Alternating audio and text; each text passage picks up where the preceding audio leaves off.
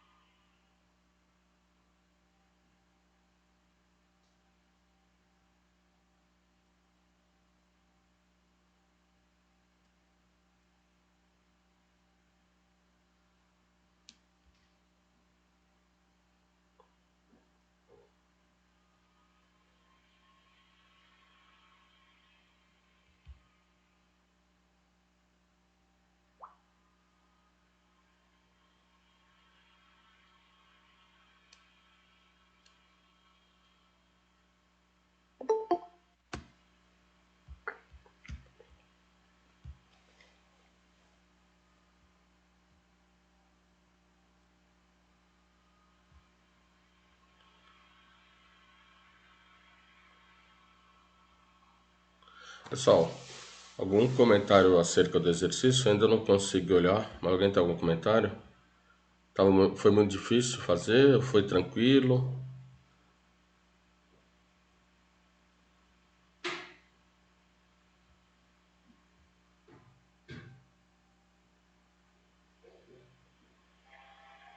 Professor,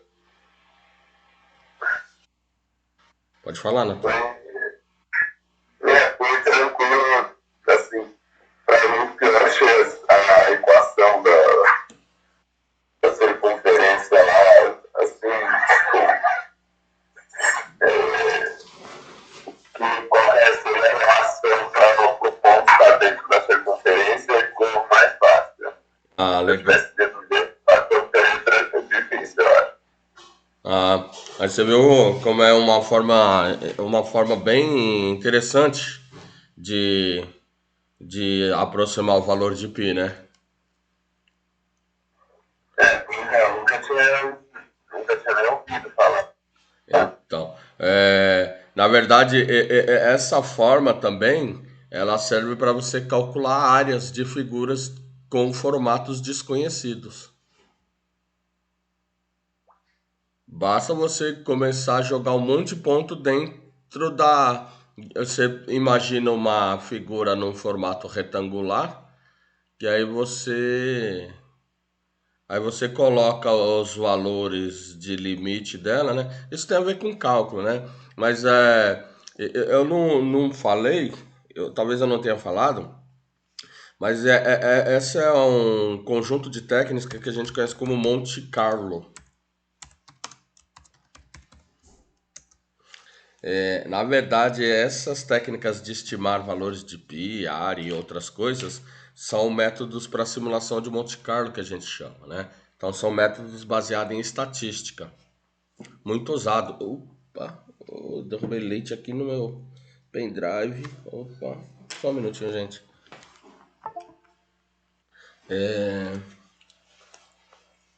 E é interessante. Vocês me dão um minutinho, gente? Que eu acabei derrubando leite aqui. Quase derrubo em cima do teclado.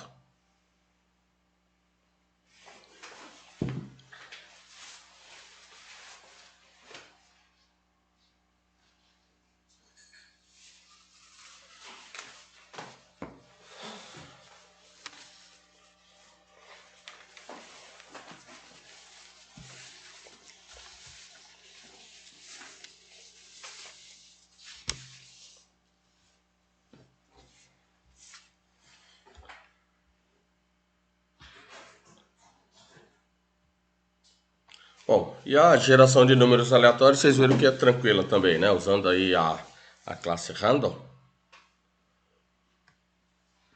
Usando a classe random, essa geração aí fica super tranquila, né? Deixa eu abrir aqui o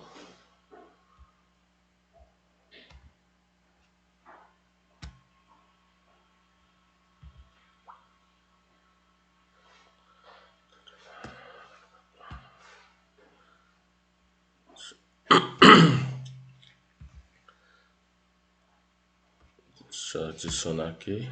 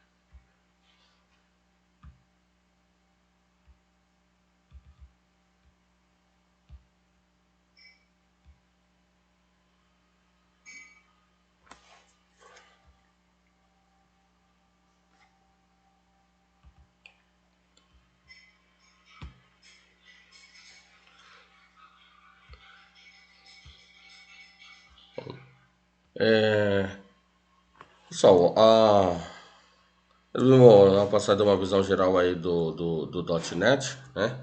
Então, o .NET Framework, né? Então, ele gera aí um código para uma linguagem intermediária, né? Então, essa linguagem intermediária está dentro de uma infraestrutura de linguagem comum, né? Que a gente chama de Common Runtime, Common Language Runtime, né? Isso permite que você escreva código em Java, pode até ser Java, né? Mas não é muito comum não.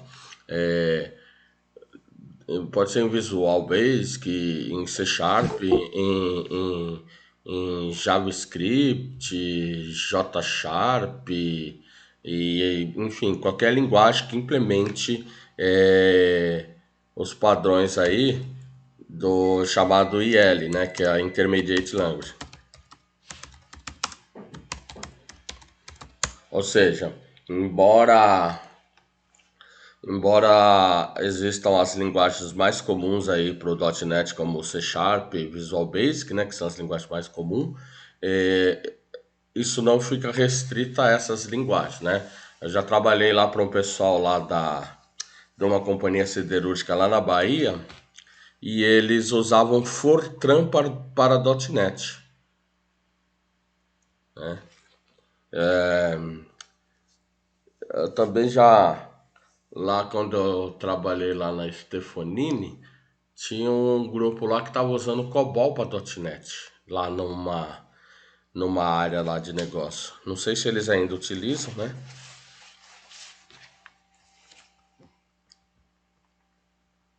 Até fiquei animado em aprender COBOL de novo, né? Que eu já programei em COBOL há muito tempo atrás, né? Mas depois eu comecei a olhar aqueles códigos, eu falei, quer saber?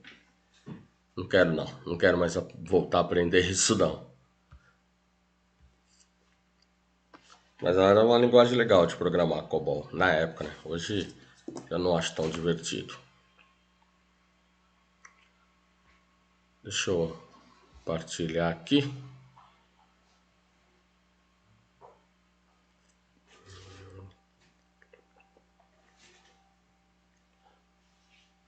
Aqui.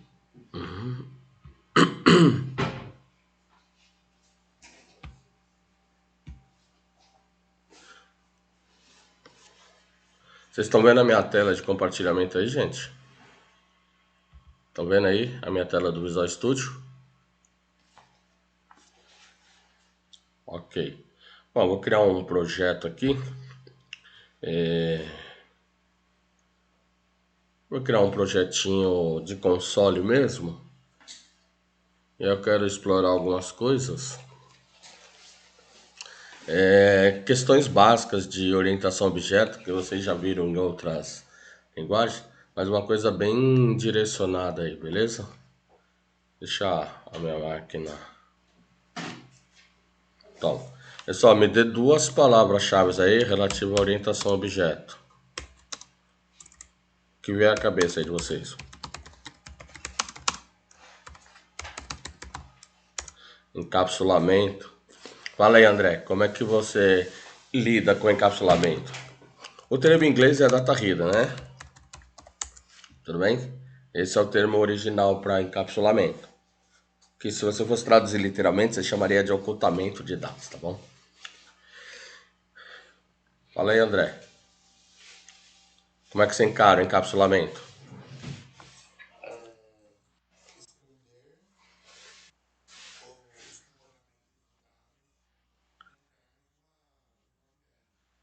Ótimo, mas para que eu quero fazer isso?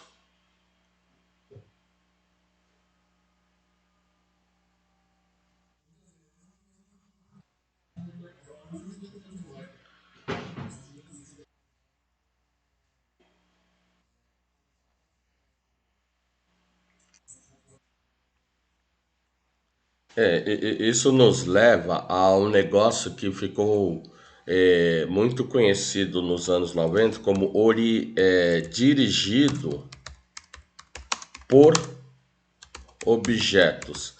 Ser dirigido por objetos tinha uma grande confusão que não era orientado a objeto. Por exemplo, nessa época, muita gente aprendeu, por exemplo, a programar em Java, mas não sabia nada de orientação a objeto.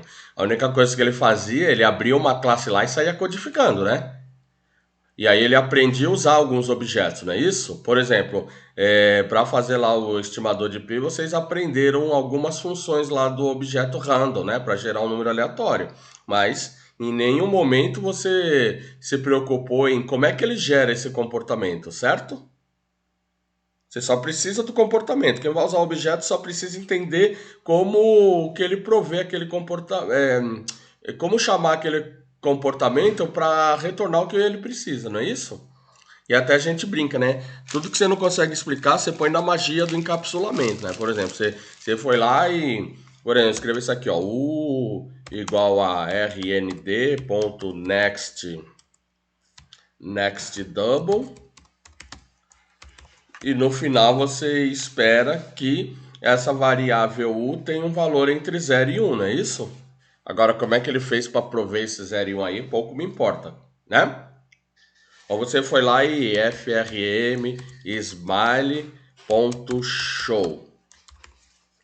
Então, por exemplo, na época do Visual Basic, do Delphi, né? A gente aprendia um monte de objeto, aprendia um monte de função e propriedade lá do objeto. O que a gente estava sendo era dirigido ao objeto, ou seja, aprendia sobre alguns comportamentos e propriedades de um determinado objeto para usar ele. Não passava disso, correto? Isso não quer dizer que eu estava escrevendo um código orientado a objeto. Eu estava me valendo dos objetos que já existem na linguagem, certo? Correto?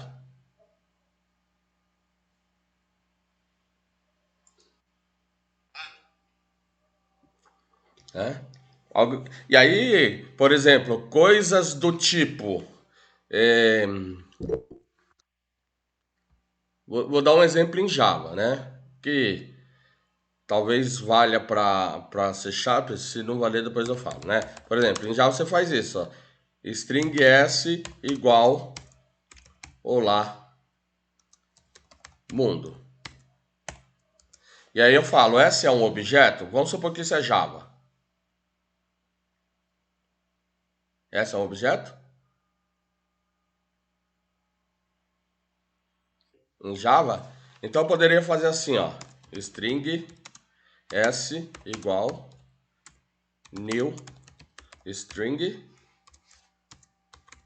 olá mundo. Poderia. Opa, faltou fechar ali, tudo bem. Né? E ainda coloquei 2E no new. Poderia fazer assim, não poderia?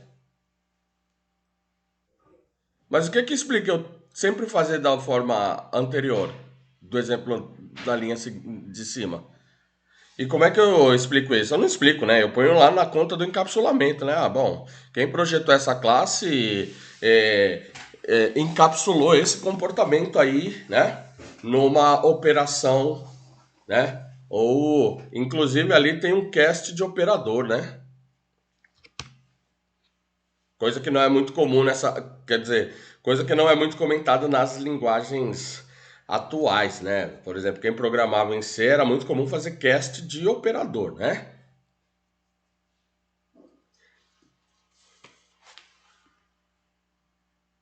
Tranquilo até aí? Bom, além do encapsulamento, alguém lembra de mais alguma coisa?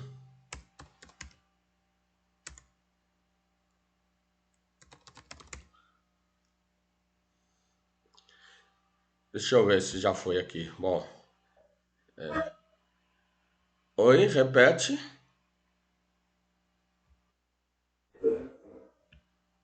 Herança. Deixa eu colocar aqui. Conceitos. Ó. Vou criar uma aplicação de console, tá bom, gente? Vai ser .NET Core. Ah, pessoal, não sei se vocês leram lá, eu coloquei alguns links lá para documentação oficial, né? E aí tem, por exemplo, é, deixa eu pôr aqui. Alguém falou herança e quem foi que falou aí que saiu meio picotada a voz?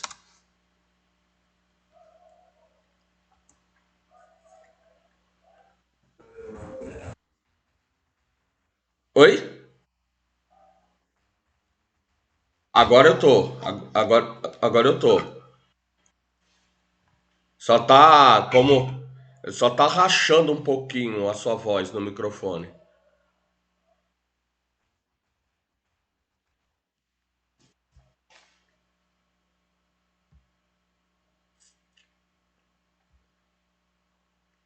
Bom, é... Bom, para começar, ó, deixa eu tirar essa janela aqui. Deixa eu tirar essa. Opa, pronto. Essa aqui também. Não vou precisar dessa janela, não. Deixa eu tirar.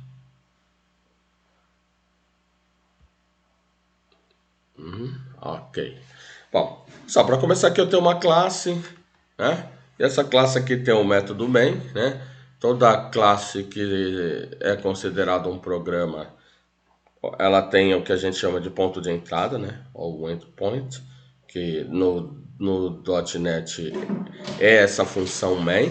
Note que no .NET, né, nas linguagens do .NET, esse main é com M maiúsculo, tá bom? Aliás, o C Sharp, tanto como muitas abordagens aí do .NET, usa a notação húngara e mais recentemente eles adotaram a notação Camel e Pascal Case, tá bom? Que é essa questão aqui, ó. É padrão de código, tá bom, gente? Por exemplo, usar o nome da classe maiúsculo, usar o nome do método maiúsculo, métodos compostos, as iniciais da composição em maiúsculo e assim por diante. Beleza? Bom, eu vou. Desculpa. Eu vou adicionar uma classe aqui no projeto. Então, vem aqui, ó, adicionar classe.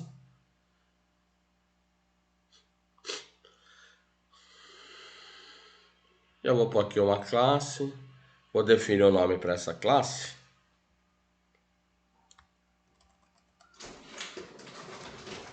Vou chamar essa classe de... Pronto, mensagem. Vamos começar com uma classe simplesinha. Começar com uma classe simplesinha. Então, note que na mesma namespace ele colocou uma classe. Bom, e aí vocês já sabem, né? Estruturalmente, uma classe tem 3 compartimentos, né? Lembra lá da UML, a representação de classe? Né? Então, você tem o compartimento da identidade, que é o nome da classe, tá bom, gente? Você tem o compartimento dos métodos, que são os comportamentos, né? E você tem eu vou chamar aqui de campos, tá bom, gente? Que vocês chamam de atributos, ok? Tudo bem? Porque no .NET, atributo tem um outro significado. Então a gente chama de campo os atributos de uma classe, tá bom? Tudo bem?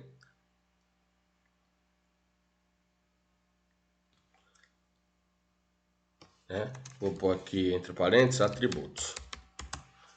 Que na verdade atributos no .NET tem outro significado, né? E aí para não confundir, o pessoal usa o termo campo ou field em inglês. Só, por exemplo, em .NET, suponha aqui, ó, vou colocar um método aqui, public void exhibir. Então aqui eu tenho um método da classe, tá bom? Em C, o pessoal tem a mania de prototipar, ou seja, ó, note que esse método foi apenas declarado. Isso seria um protótipo ou uma assinatura, certo? Bom, mas eu já vou fazer a implementação. E essa é a implementação, né? Por exemplo, em algumas linguagens ele coloca aqui, ó, to do, né? Para fazer, né? Não sei se vocês já viram isso. Tudo bem? Então, ó, isso aqui seria um método. Por exemplo, deixa eu pôr um comentário, asterisco, asterisco, fecha asterisco. Então, ó, comentário de mais de uma linha é assim, né? Igual na linguagem C, tá bom, gente? Mas se você puser dois asteriscos, depois você pode usar um gerador de documento, assim como o Javadoc, para gerar documentação, né? Então, o método que define o comportamento exibir para a classe mensagem. Tudo bem? Tudo bem, gente? Deixa eu pôr isso aqui embaixo. E aí, bom,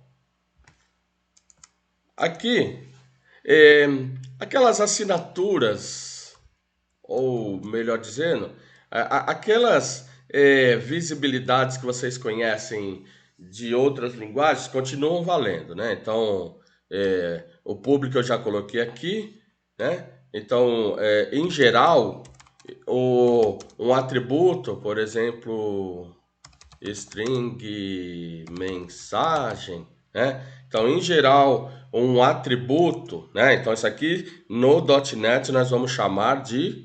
Então, vamos chamar os atributos de field ou campos. Tudo bem? Tudo bem, gente? Ou seja, o que a gente conhece na orientação a objeto como atributo, nas linguagens do .NET nós vamos chamar de campo.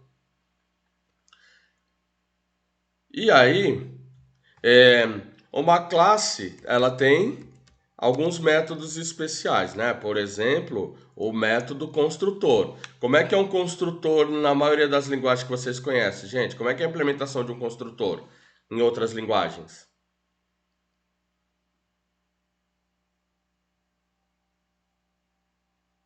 O construtor tem o mesmo nome da classe e não tem retorno, né? Então, ó, a classe chama mensagem, o construtor se chama mensagem. Esse seria o que a gente chama de construtor padrão, né? Então, por exemplo, método. Para que serve um construtor? Alguém lembra? Qual é a finalidade do construtor? Para que serve um construtor? Só isso?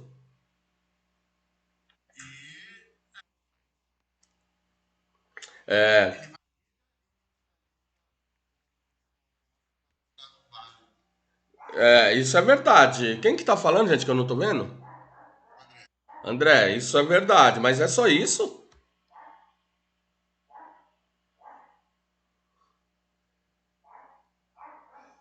Um objeto tem só estado? Como isso é um método, eu não poderia definir um comportamento inicial? É.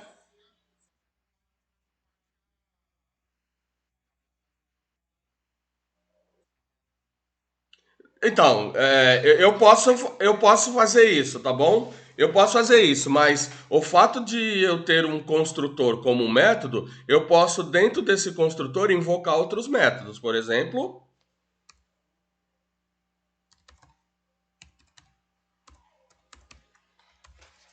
posso fazer isso, certo? No construtor, né? É claro, eu poderia passar essa função como parâmetro, que no final vai ser a mesma, tá bom? C Sharp suporta expressões lambda, tá bom? Mas por questão de simplicidade de código, eu não vou usar lambda, tá bom, gente? Não vou usar lambda, não. Lambda torna um código, digamos, mais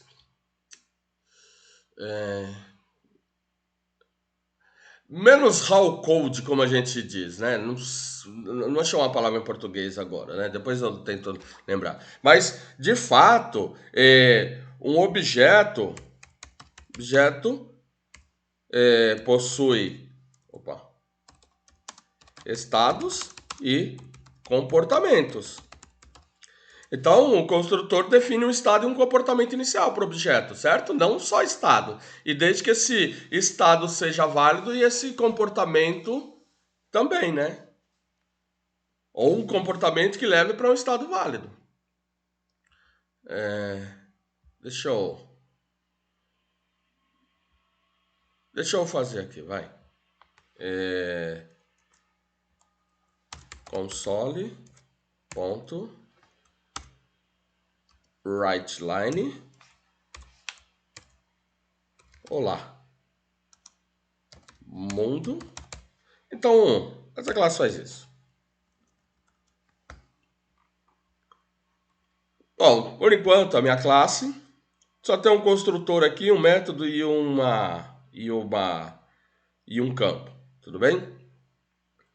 Bom, em outras linguagens, vocês implementam os métodos que a gente chama de getter e setter, certo? Os get e set, métodos de acesso à classe, correto? Ou métodos de acesso a atributo, tudo bem? Lembra disso?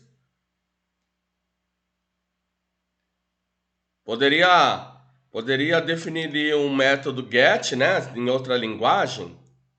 Em outra linguagem eu poderia definir um método get message, né? E um método set message, correto? Bom, eu vou criar uma sobrecarga do construtor. Tudo bem com relação à sobrecarga? E todos entendem que sobrecarga está na conta de polimorfismo?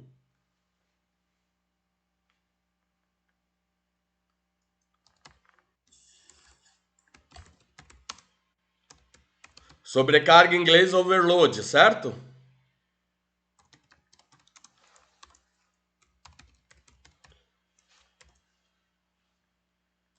Deixa eu colocar aqui, método método construtor sobrecarregado, né? Sobrecarregado seria overloading, mas isso é um overload, tudo bem? Public. Então, o que diferencia um método sobrecarregado de outro, gente? O que diferencia um método sobrecarregado de outro?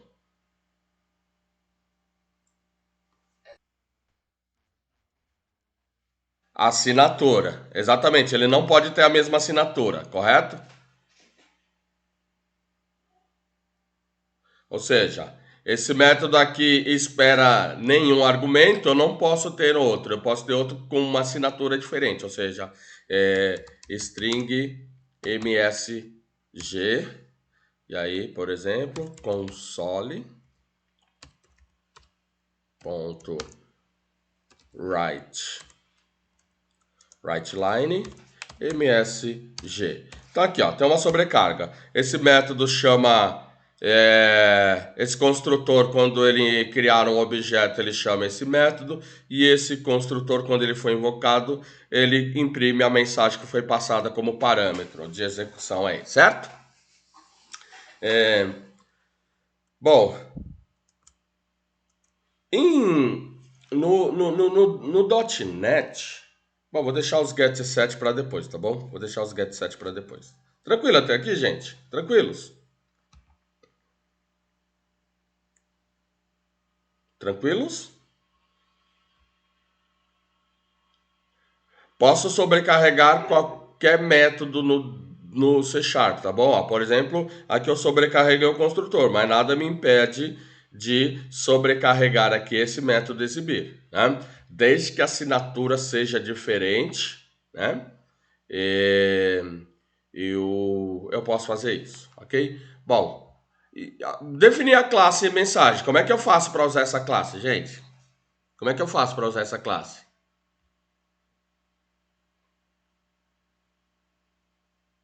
Como é que eu faço para usar a classe? O que eu preciso fazer para usar aquela classe? Oi? Criar instâncias de mensagem, certo? Né? Que é justamente o quem que falou aí? Ok, Nathan. Então, eu preciso instanciar mensagem, certo? Criar objetos da classe mensagem para utilizar, né? Assim, eu projetei a classe mensagem, eu estou sendo orientado a objeto. Aí eu coloco essa classe numa biblioteca, e aí eu disponibilizo essa biblioteca, tudo bonitinho, documentadinho. O cara, para usar essa classe, ele vai, se ele conhece um pouco de orientação a objeto, ele não precisa muito da documentação se ela tiver muito bem escrita em termos de convenção de código, né? Que algumas dicas, ele já tem algumas dicas. Porém, a documentação é fundamental para quem vai usar essa classe. Ou seja, eu projetei uma biblioteca que tem essa classe, quem vai usar essa classe precisa conhecer essa documentação, né? Ou seja, ele precisa aprender a usar. E isso, não tem como sem documentação, correto? Algumas classes são implementadas dentro de um padrão de código tão forte que você, eu não sei o que é que ela faz, mas bom, isso é um método, esse método provavelmente ele me retorna alguma coisa ou não, né? E aí eu espero que no final ele me dê tal comportamento, que no final ele esteja no estado tal, né? Mas então vamos lá. Mensagem. Então tá aqui a classe. Vou chamar de MSG. MSG é um objeto ou uma instância de mensagem, certo? E aí eu vou lá em new. Note que eu tenho duas implementações, ó. Tá vendo? Ó, tenho duas implementações do construtor, ó. Aparece aqui, ó. Tá vendo? Uma em que eu não recebo nada como argumento e uma que eu recebo uma string como argumento, certo? Então eu vou fazer essa aqui, ó. E aí eu vou fazer o seguinte, ó. Mensagem. Vou chamar de MSG2 igual MSG. Esse tipo de construção é a mais confusa aí para a maioria das pessoas. E agora, eu tenho dois objetos. Deixa eu pegar o MSG. Ponto.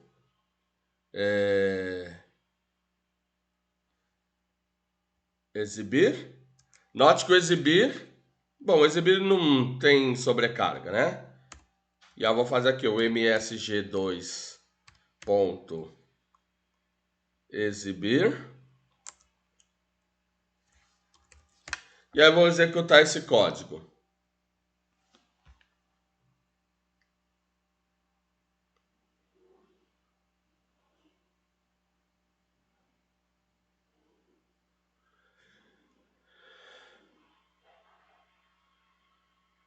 Que ele gerou uma DLL, mas essa DLL ela tem que ser padrão .NET, né? Então não é uma DLL nativa do Windows.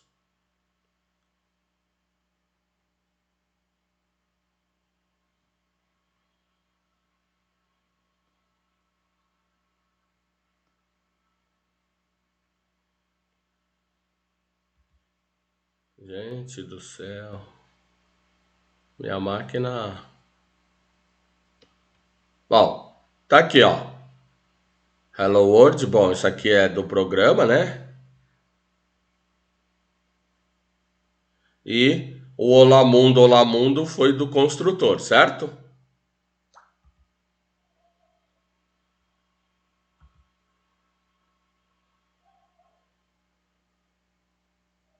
Não, desculpa, foi do exibir aqui, ó. Exibir mensagem um, mensagem 2.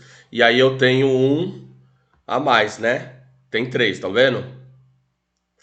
O 3, o 1 na verdade foi dessa, né? Que na construção, quando eu chamo esse construtor, é... quando eu chamo esse construtor, aí ele chama lá o método exibir no construtor, correto? Cadê? Aqui. Tudo bem? E aí, a segunda. Oh, caramba.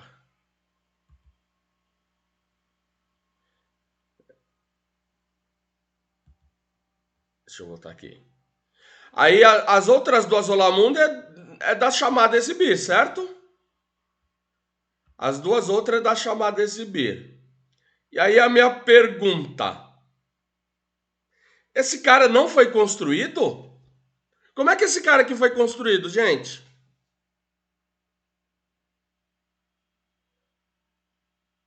Pergunta. Pergunta típica de concurso público. E aí,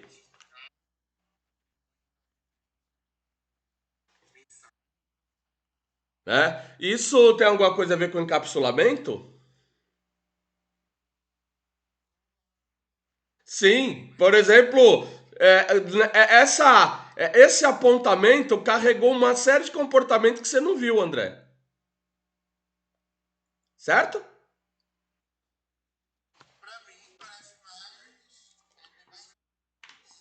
É. Então, ó, quando você faz isso, uma série de coisas aconteceu aqui que você não viu. Quando você falou, ó, esse cara recebe um endereço, ele carregou todo o comportamento e na verdade só tem esse objeto, né? Vamos fazer um negócio, ó. Console ponto write line msg. Ó, olha só. E aí, console ponto write line msg 2. Bom, quando eu fizer isso, o que ele vai imprimir? E onde entra o encapsulamento nessa brincadeira? O que ele vai imprimir? Desculpa, quem que estava falando anteriormente? Era o André ou o Natan? André. Fala, André. Quando eu executar essas linhas, o que ele vai imprimir? Note que eu estou passando como argumento um objeto, certo?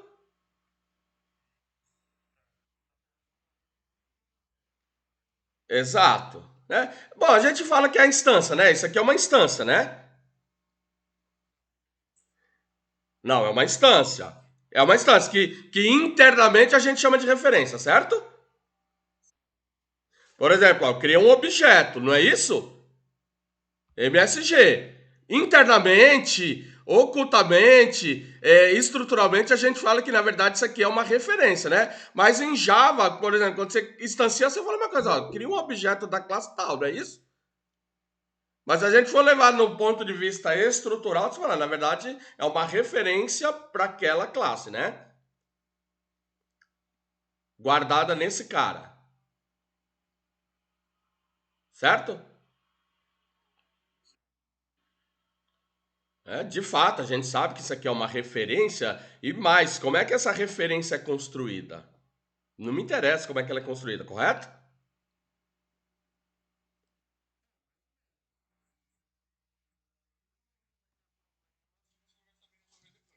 Não, mas a priori, do ponto de vista de encapsulamento, não me interessa como é que ele constrói essa referência internamente na memória, mas eu sei que no final eu tenho esse cara lá referenciado em algum lugar da memória, né?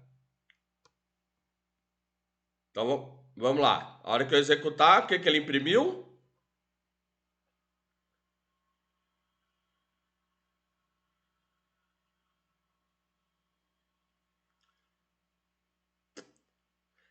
Conceito só, ponto mensagem. Que merda é essa? Desculpa o termo que eu usei, gente. Mas que merda é essa?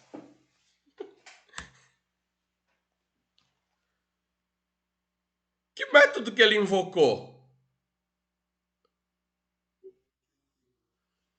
Né? Isso tem a ver com encapsulamento? Que eu não mandei ele chamar o toString, mandei?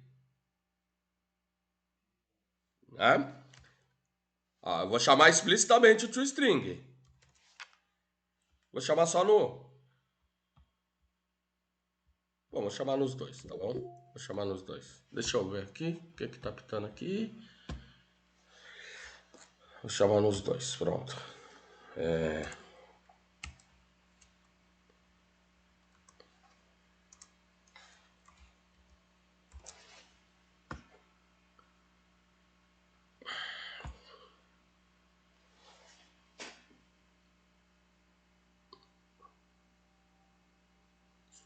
E mais, esse toString ele herdou, certo? Correto? Isso cria no .NET também aquela coisa da classe cósmica, sabe aquela classe cósmica que é mãe de todas? Que não sei se é coincidência ou não, como é que é o nome dela? Ou seja, no .NET todas as classes têm uma super classe ancestral de todas chamada Object, certo? Assim como no Java, como no Delphi.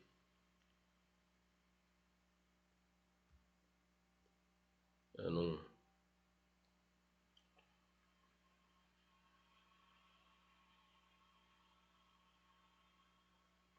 Imprimiu a mesma coisa, tá vendo?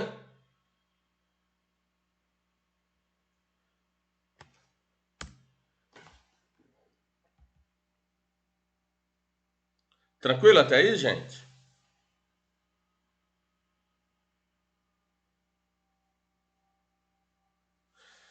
Bom, tem uma outra coisa aqui que eu não tenho acesso, correto? Vocês lembram que lá tinha um campo, não tinha? Bom, mas esse campo ele está privado à classe, né? E aí como é que eu faço para acessar ele? Como é que eu faço para acessá-lo? Como é que vocês fariam? Tem um campo lá.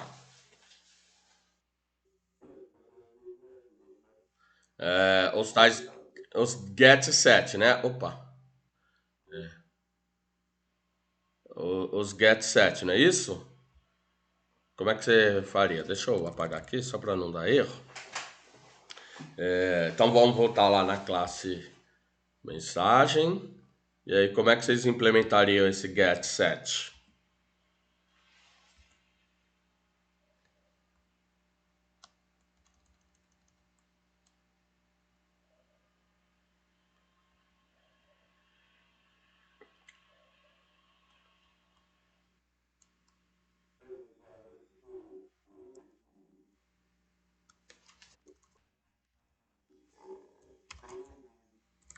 Public string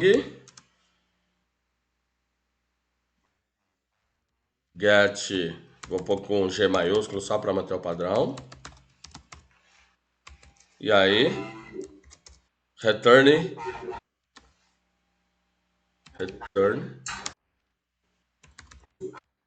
is mensagem, ó.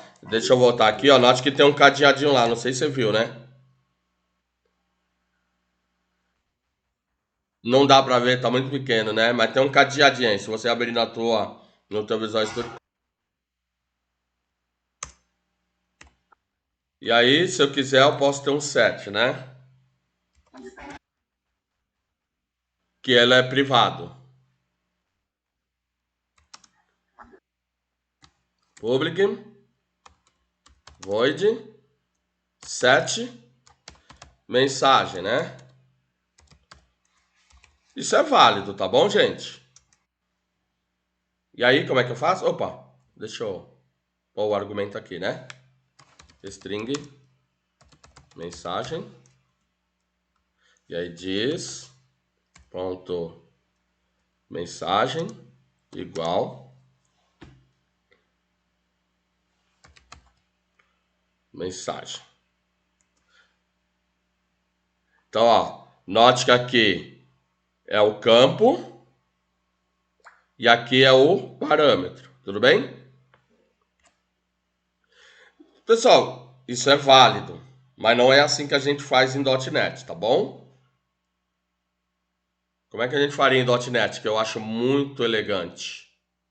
Bom, deixa eu voltar no programa. Então agora eu poderia fazer isso aqui, ó, msg1, msg ponto set mensagem lp4 el, e aí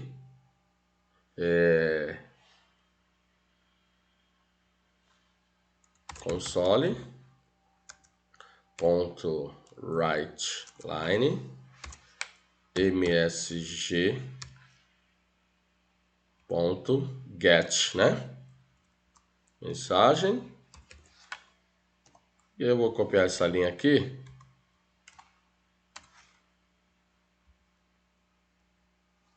End, Ctrl V. Eu vou pôr só esses dois aqui, só pra gente comparar, tá bom?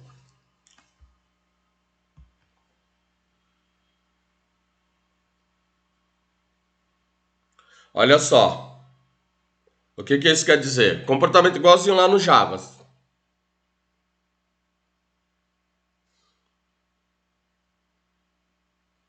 De fato, eu só tenho um objeto na memória, né? E aí eu poderia usar esse argumento que, na verdade, são dois ponteiros para o mesmo objeto, certo? Tudo bem? Então, assim, a gente não se preocupa muito com isso, né? Mas internamente você sabe que de fato só existe um objeto, que de fato isso aqui é uma referência, e esse cara é uma outra referência para o mesmo endereço de memória, né? De fato só tem um objeto lá. Ó. Eu setei o MSG, e aí imprimiu o MSG2, ele imprimiu a mesma coisa, né? E aí só uma pergunta, onde os objetos, se você fosse pensar em estrutura de dados, os objetos são alocados em que tipo de estrutura de dados de memória interna? Alguém sabe me dizer? Se tiver estrutura de dados, né? Hã? Exato. Alguém saberia como implementar uma heap? Dá uma definição do que é uma heap aí, gente.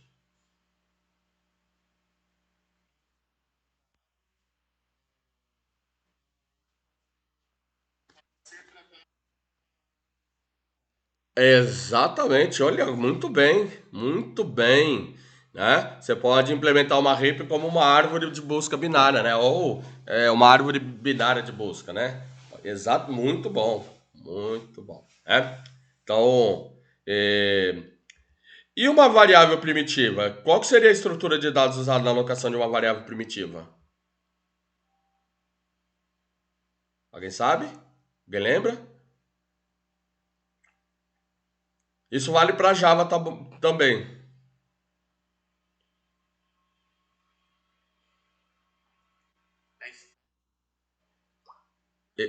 Exato, na stack. Stack em português? Pilha, na pilha, exato. Variáveis primitivas são alocadas numa estrutura de dados de memória que a gente chama de pilha, e objetos de referência são alocados numa estrutura de dados que a gente chama heap, né? E vamos dizer que a heap é um pouquinho mais complexa, né, do ponto de vista de estrutura de dados, né?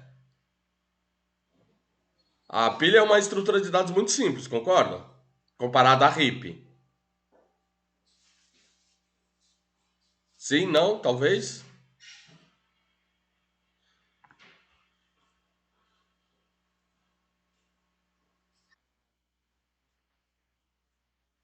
Em termos estrutural e de implementação, concorda?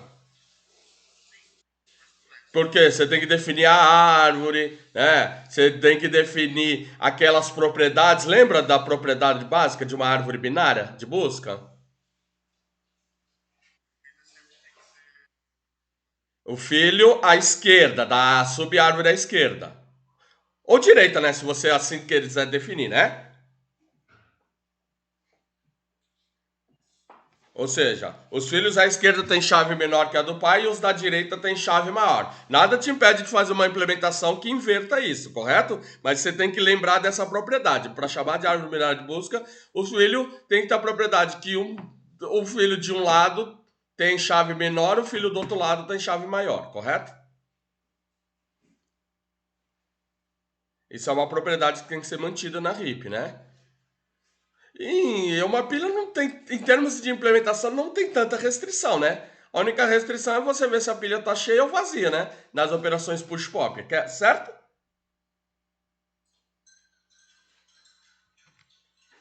Grosseiramente falando, né? Se a gente fosse implementar uma pilha, a gente teria que me preocupar com essas duas coisas, né? Numa operação push, ver se ela tá cheia, né? Aliás, isso leva o nome.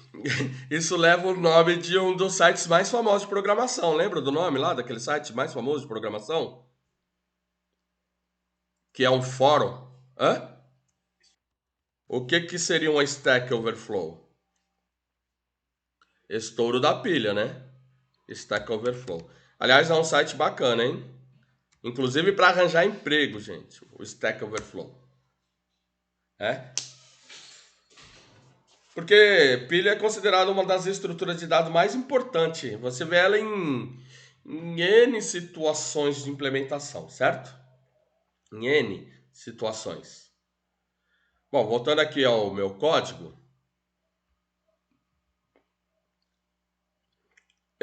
Isso aqui é válido, porém, eu não vou fazer desse jeito.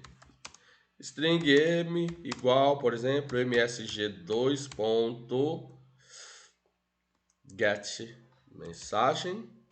E aí,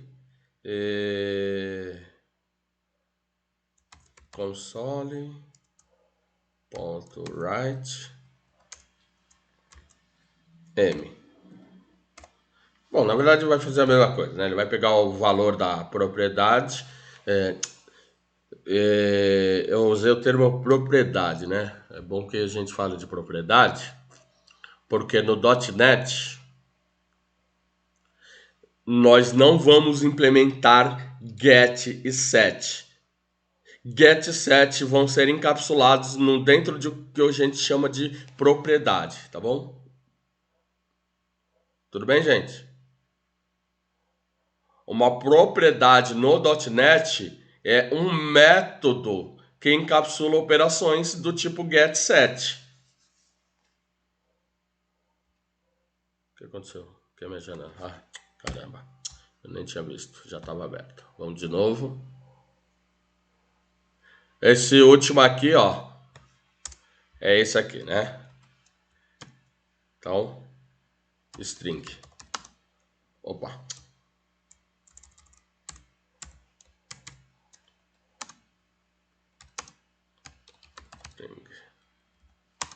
Vou fazer esse código HAL, né? Deixar ele assim mesmo.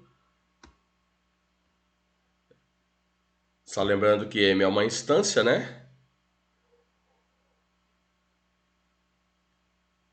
A string LP4L, né? Então, tranquilo até aqui, gente. Nada de novidade, muito parecido com o que vocês já conhecem de Java, né? Vocês tiveram Java aí boa parte do curso, né? Ou praticamente o curso inteiro, né? Bom, mas tem umas coisas legais no .NET, sobretudo nas implementações Java e VB, que elas vêm de linguagens orientadas a objeto como Smalltalk. Já ouviram falar dessa linguagem, Smalltalk? Eu escrevi Smalltalk errado. Smalltalk. Já ouviram falar dessa linguagem?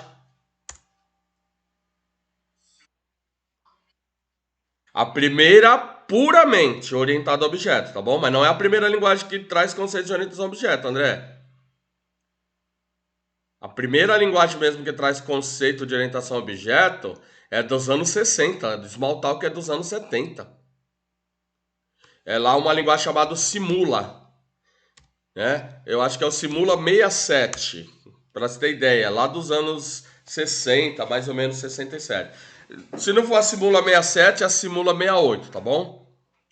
Ou seja, essa linguagem lá nos anos 60 já trazia ideias de orientação a objeto, mas obviamente os termos não existiam, tudo bem?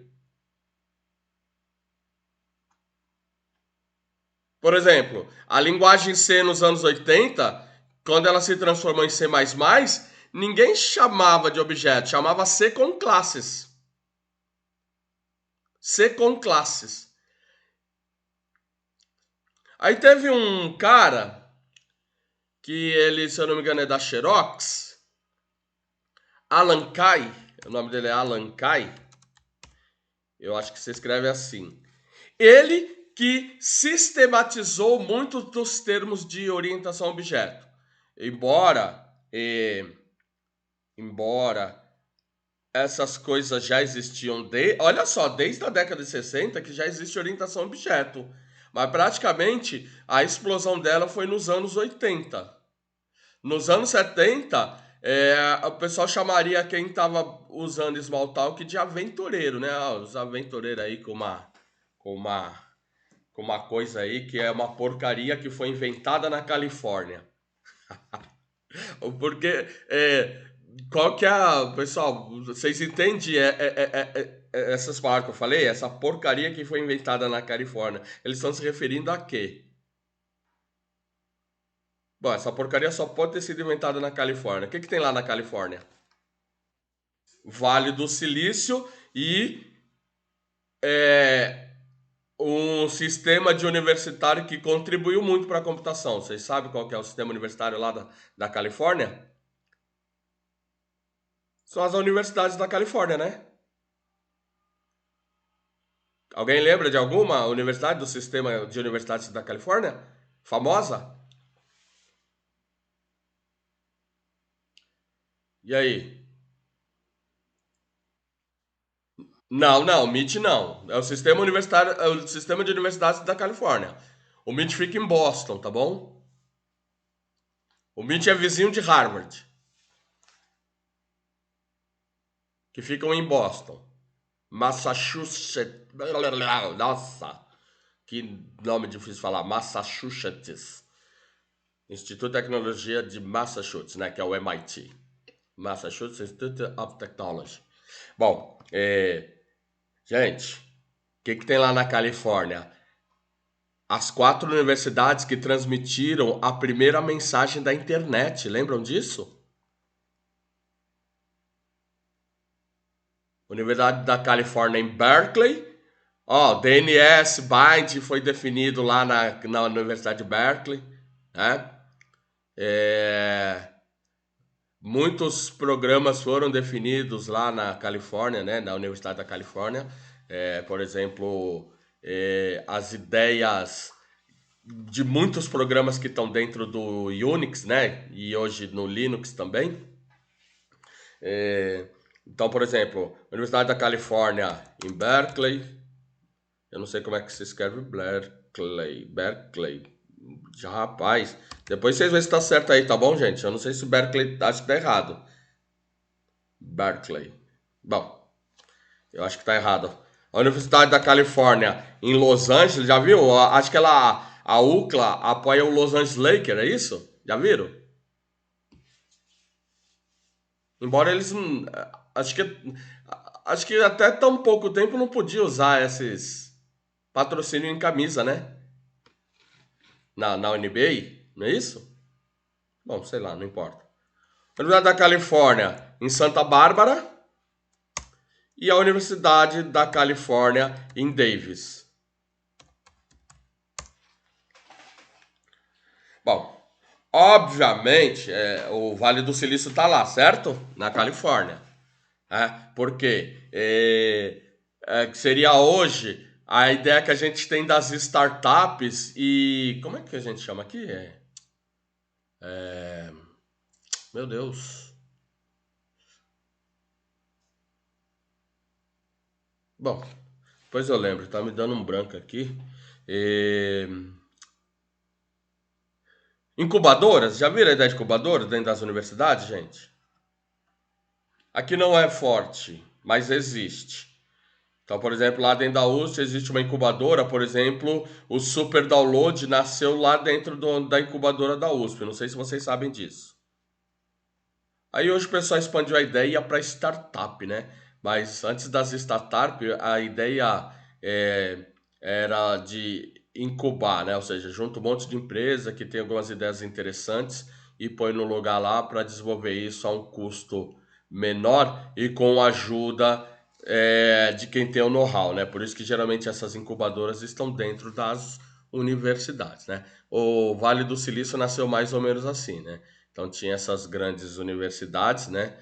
E muita gente com ideia e pouco dinheiro, aí montaram o Vale do Silício, que foi atraindo muita empresa para lá, né? E hoje o Vale do Silício é o que é, e já não é o que é mais tanto quanto antigamente, mas ainda é o que é, né? Alguém já assistiu aquela série, o Vale do Silício? Silicon Valley? Alguém já assistiu? Sim? Não?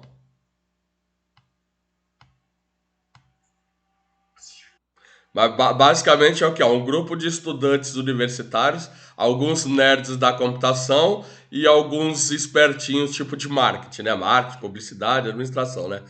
Até que o administrador lá da empresa é um cara, né?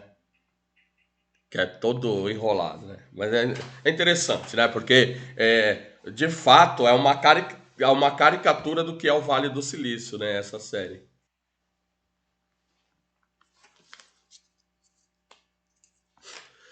Bom, voltando aqui, embora isso aqui seja válido no .NET, sobretudo aqui na linguagem C Sharp, né?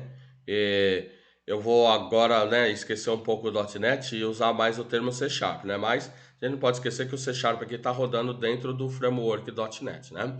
Então, ó, essa forma set, get, elas são válidas, mas no C Sharp a gente vai definir o que a gente chama de propriedade. No .NET, a propriedade é o encapsulamento de métodos como get e set. Então, ó, para essa classe eu dei um nome infeliz, tá bom, gente? Eu dei um nome infeliz, mas, por exemplo, public, string,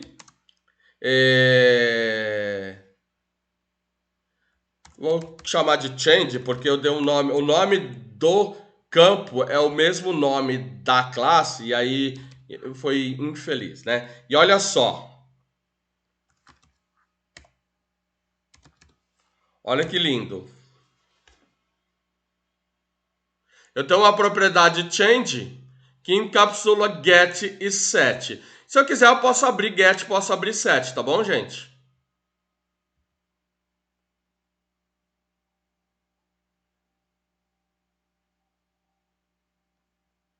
E aí eu tenho uma propriedade change que supostamente estaria mudando um campo change, né? Em geral, as propriedades têm o nome dos campos porque eu quero mudar os campos, né? E aí, a linguagem foi evoluindo ao ponto de você nem precisar mais colocar o campo. Você põe só a propriedade e deixa tudo com um encapsulamento, né? Então, eu poderia agora, ó, chegar aqui, por exemplo,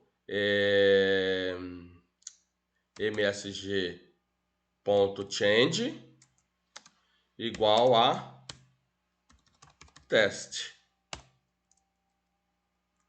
Olha que louco.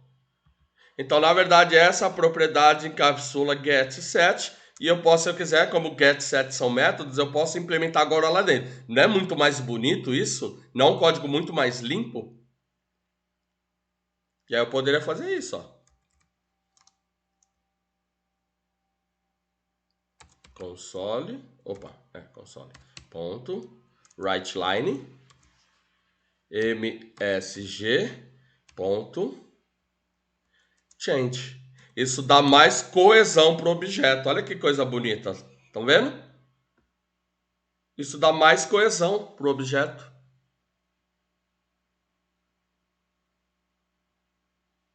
Estão vendo?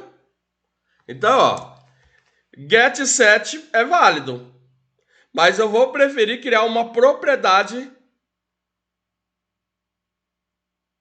get set. Lembrando que posso ter só get ou posso ter só set.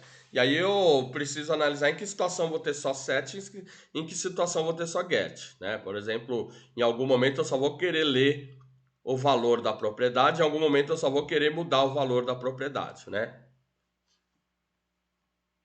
Tranquilo até aqui, gente? Olha só, eu implementei uma propriedade que eu chamei de change.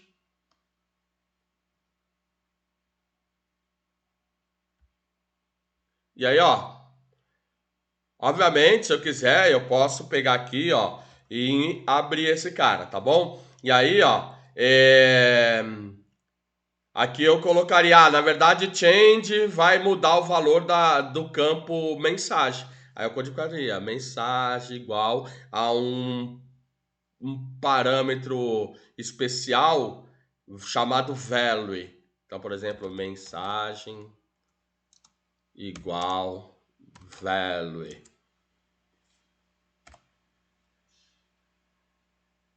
E agora eu estou mudando, olha só. Estou mudando esse campo. Só para deixar bonitinho.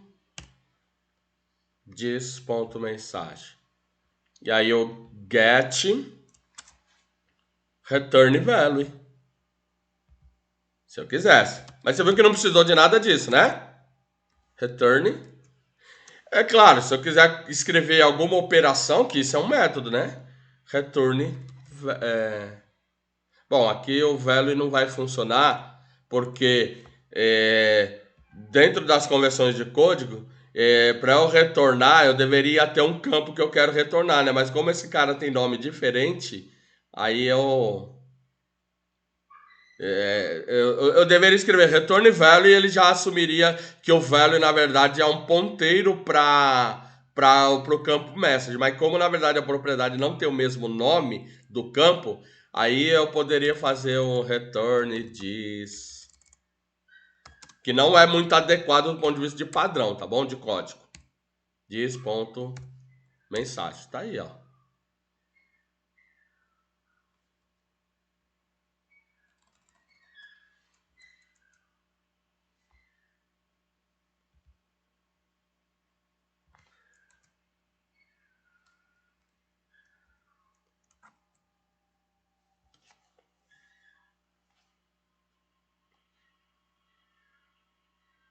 Tranquilo, gente?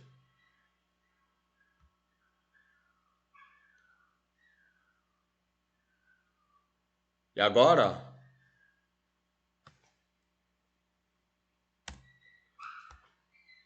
de fato eu estou me referenciando ao campo, né? Mas em geral esse campo deveria se chamar mensagem. Eu só não pus mensagem porque mensagem é o nome da classe, né?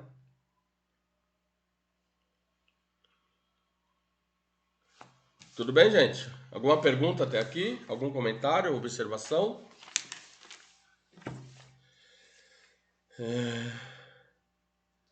Perguntas?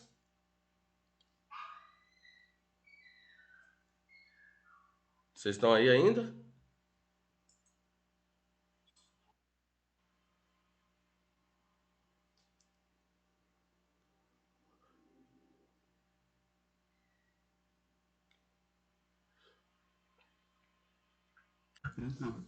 Ótimo. Então, ó,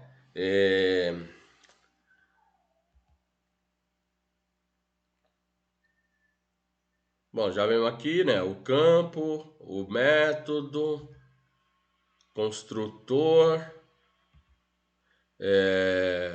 Já vimos aqui, né? Isso aqui é um método, né? Não tem muito. Mas o mais interessante é uma propriedade, né? Então, ó, note que isso é uma propriedade, né?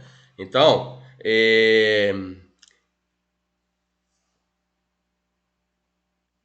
oi.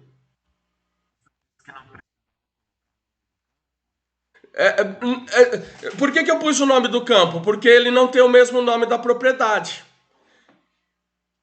certo? Porque por padrão, se eu quisesse, só tem um campo, né? Deixa eu acrescentar um outro campo aqui, ó. Por exemplo, ó, private int valor. Então, por default, esse campo deveria ter uma propriedade com nome e valor maiúsculo, certo? É claro que isso evoluiu para o ponto de, bom, em vez de eu definir esse campo, já defino a propriedade que se, desculpa o termo, que se dane o resto, né? Então poderia public int valor com V maiúsculo get set. Bom, olha só. Quando eu faço isso, na verdade ele não está acessando esse campo. Nas novas versões, não. Nas versões anteriores, tudo bem.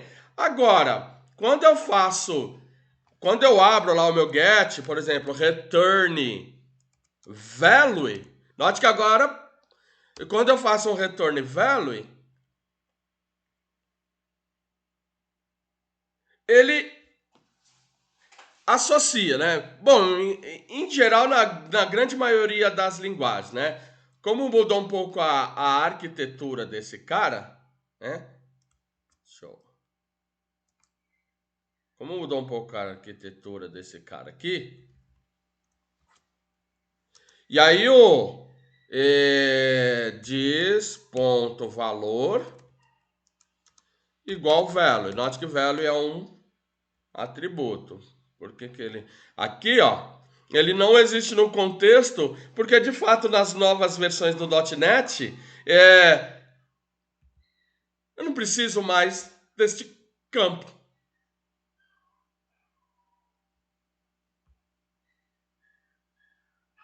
Mas se você pegar as versões mais antigas da linguagem, quando você faz isso, ó, return value, opa, a propriedade se chama valor, ele associa o campo valor com V minúsculo. Ok? Mas nessas novas versões isso não é mais feito dessa maneira, mudou estruturalmente, né? Então eu deveria pôr this. Mas se você pegar um código mais antigo, você vai ver que está só um return value. This.valor. E obviamente isso é um método, então posso if valor maior, né, por exemplo aqui no set, if valor menor que zero, if valor maior, né? Por exemplo. Tudo bem?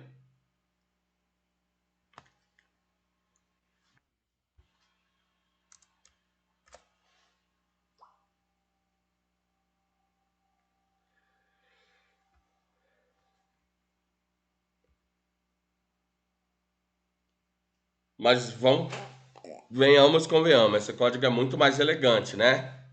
Ou seja, o seu get e o set está dentro de um único lugar que a gente chama de propriedade, tá bom? Então isso aqui é uma propriedade.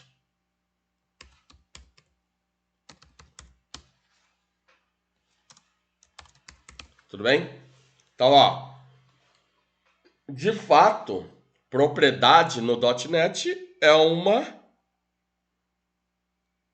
função encapsulada, certo? Ou seja, se eu pegar esse cara aqui, ele encapsulou get e set. Isso é um uso muito mais legal de encapsulamento, né? Do que na linguagem como Java. Isso fica muito bonito. Fica um código bem mais limpo, né? E tem outras coisas, tá bom? Que deixa o código nessa linguagem mais limpo do que em outras. Mas não é só isso, não. Mas essa é uma das coisas que eu gosto de mostrar para que vocês vejam aí essa construção. Bom, vou criar outro objeto aqui. Na verdade, vou adicionar uma outra classe. Vou criar uma classe. Vou dar um nome para essa classe. Eu vou criar uma classe chamada dado. Imagine, sabe aquele dado de 6 faces é o mais popular, né? Só um minutinho, gente. Deixa eu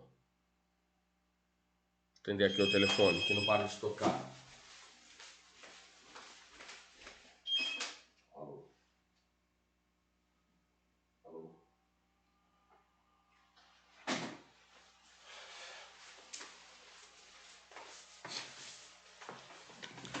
Ó, dar aula de dentro de casa é isso, né? O telefone fica tocando. Então, pessoal, vamos definir aqui quais campos você colocaria na classe dado. Imagina lá aquele dado cubo de 6 faces, né? Mas não precisaria ter as 6 faces, tá bom? Pode ter mais ou menos faces. Já viram dados com mais ou menos 6 faces, de 6 faces, gente? Já viram? Vocês já viram? Ou só viram dados com 6 faces? Naquele formato cubo tradicional?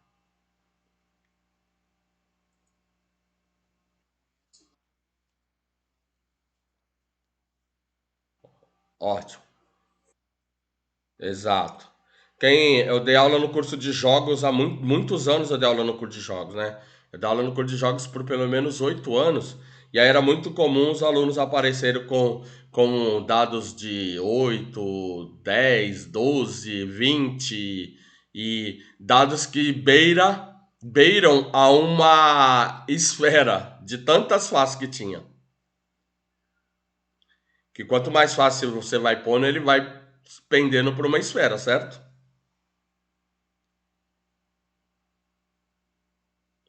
Então, vamos lá. Imagine que você está definindo uma classe. Quais campos você colocaria nessa classe e qual tipo de dados do campo? Ajuda aí, gente. E aí?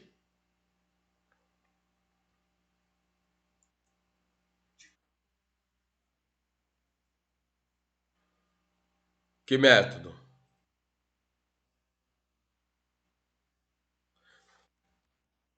Eu vou pôr um construtor. Depois a gente pensa o que esse construtor faz, tá bom? Mas vamos lá. O método público, né? Opa, pois private, aí eu não vou conseguir instanciar, né? Alguém tem ideia de quando eu colocaria um construtor privado? Por exemplo, o padrão Singleton tem que ser privado, né? Para que você crie instância só do jeito que você quer, né?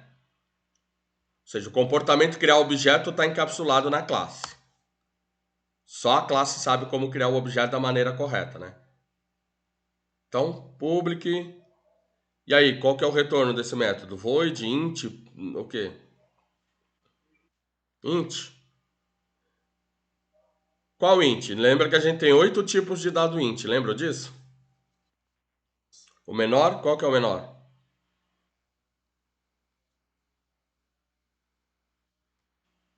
Byte. Falei na aula passada, lembra?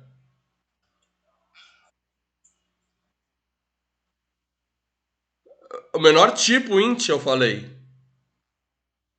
O menor tipo int. Lembra que eu falei 8 tipo int? Na aula passada?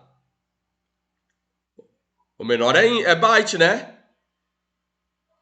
E aí lembra que tem uma versão com sinal e uma versão sem sinal. Vamos relembrar, ó. Esse byte é o inteiro de quantos bits? 8 bits com sinal, né? Byte. Opa. É, byte é o inteiro 8 bits sem sinal, né? Tudo bem? E aí depois eu tinha o short, lembra? Que é o inteiro. É int isso, não é? Só que é um int de 16 bits, certo?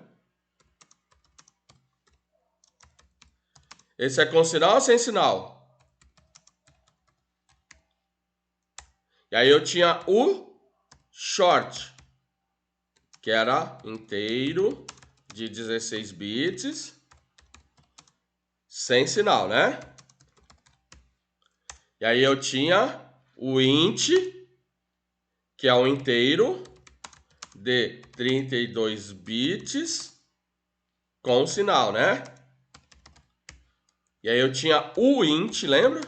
Que é o inteiro de 32 bits, bits sem sinal. E aí eu tinha o long, lembra?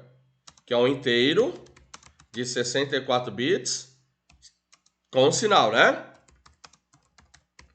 E aí eu tinha o long, né? O unsigned. O long, que é o inteiro de 64 bits sem sinal, certo? E aí nós ficamos brincando, lembra? Max value, min value, lembram disso? Então quando eu falo, ó, quando eu falo em int, pensa num inteiro com uma capacidade representativa de memória que te sirva, né? Por exemplo, se o meu dado tiver, sei lá, 100 faces, não tem por que eu desperdiçar 4 bits ou 8 bits para guardar esse valor, certo? Ou para manipular esse valor. Então vamos deixar byte mesmo. Byte, rolar. O que esse rolar tem que fazer? Me fala aí.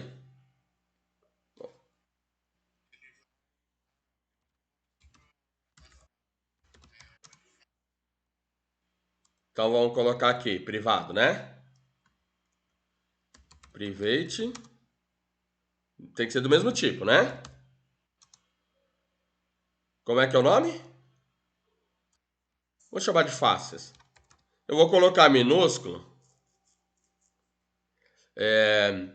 O C Sharp, depois a gente vai brincar um pouco isso, ele traz lá a palavra read only para dizer que esse campo é só de leitura, tá bom? Ou seja, você só pode construir ele no início, depois você não pode mais mudar esse valor. E aí, o que eu faço aqui? Diz.face igual ao quê?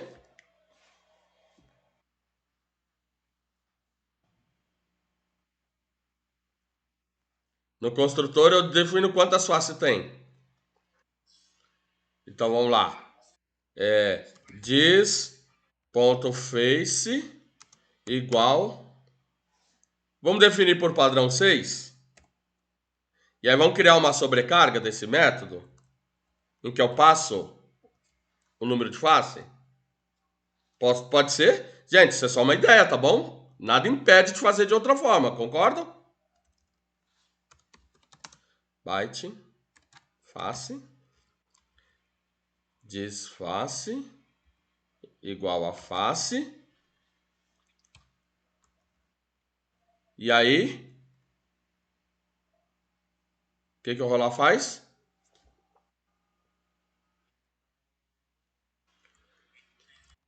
Então vamos criar aqui internamente um objeto handle. Handle rd, new handle. E aí, diz ponto face igual rnd, um valor entre 1 e faces mais 1, né? Face, né? Diz.face mais 1, né? Porque o da direita não entra na conta, correto? Opa, faltou aqui. Um método next que retorna 1. Putz, eu não quero int, né? E aí? Será que tem algum que retorna byte? Então, isso retorna um vetor, tá vendo? Eu não quero um vetor. Tá vendo que tá no plural? Quando tá no plural é um vetor, tá bom? Só que eu não quero um vetor. Não tem jeito, eu vou ter que fazer um cast disso ainda. Lembrando da aula passada que nem sempre o cast é possível, né? Então eu vou retornar um int e aí eu vou tentar fazer um cast desse cara, né? Se não der o cast, eu tento uma conversão explícita, lembra? Com a classe convert ou a classe wrapper como valor parse. Então byte. Isso é proposital porque aí é onde entra a brincadeira de puta, eu quero fazer cast de um tipo com sinal para um tipo sem sinal, eu quero fazer cast de um tipo de sinal com sinal, um tipo de sem sinal para sem sinal. Tem todas essas combinações que eu devo levar em consideração, certo? Aquele retorna mesmo, byte?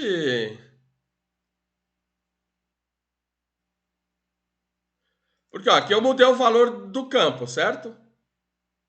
Na verdade aqui é o return, né? Opa. Aqui é o meu return, correto? Ok. Bom, Acho que tá bom, né, essa classe. Depois a gente melhora ela, refina, refatora.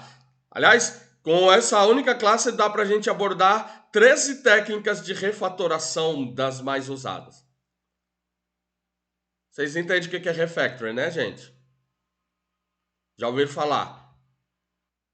Já deram uma folhada lá no livro do Martin Fowler, chamado Refatoração de Código? Tem 72 práticas de refatoração lá.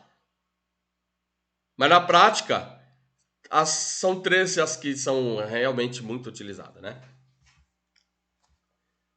Bom, alguém já brincou com Bozó? Sabe o joguinho Bozó? Sabe qual que é o Bozó?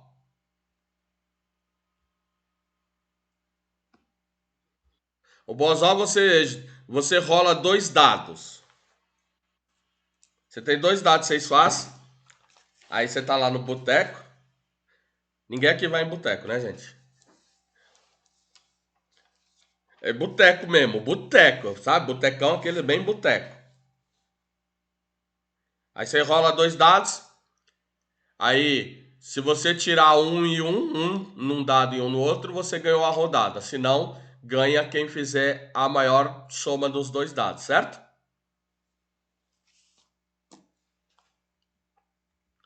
Então você poderia aqui, ó, criar aqui, ó, dado, vou chamar de D1, vírgula D2. Aí, por exemplo, D1.new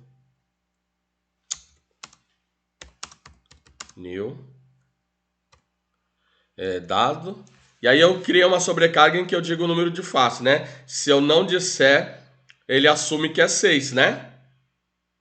Então vou deixar aqui, ó, D1. E aí o D2, eu vou criar um dado com mais face. Dado. Vou criar esse dado com 10 faces, tá bom? E aí eu vou fazer uma brincadeira aqui, ó. Eu vou rolar o dado 10 vezes. For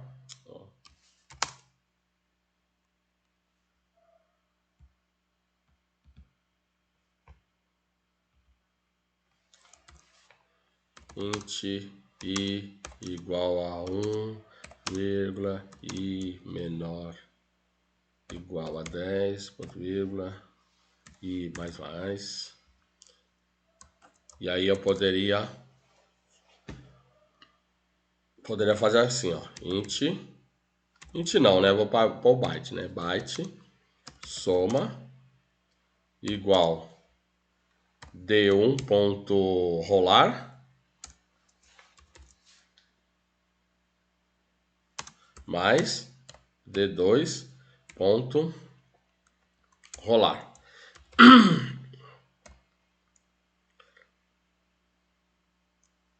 E o que esse cara retorna?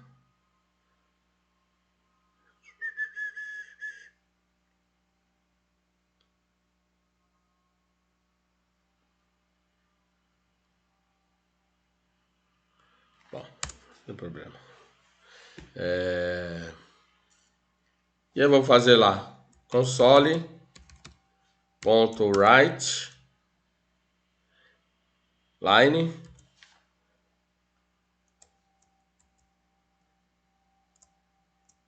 eu vou fazer how, mas eu poderia usar placeholder, tá bom, gente?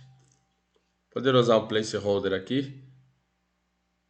Então, a soma dos dados na mais i mais rodada foi mais soma. Opa. Soma.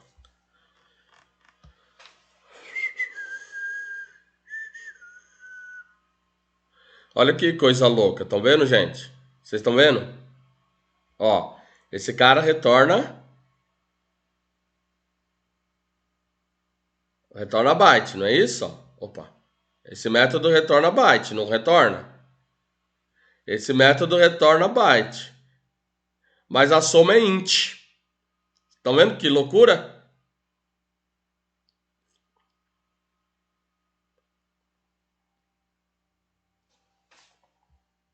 Vou tentar fazer um cast para byte. Lembrando, nem sempre o cast vai ser possível, tá bom? Eu vou fazer o cast da soma, que a soma é int. Tudo bem? O que tá errado? Tá faltando alguma coisa lá? Um ponto e vírgula aqui. Ótimo. Então, você precisa entender que, na verdade, o erro... Por que deu tudo 2, gente? Vocês saberiam me dizer?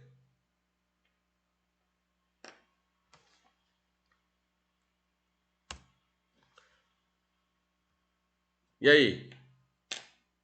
Deixa eu repetir esse experimento para 100 vezes. Sei não, vou pôr 50.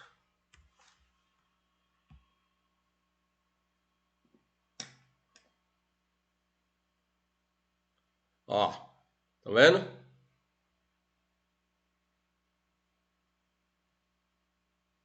E aí, alguém saberia me explicar esse valor? Por que tá dando só 2 na soma?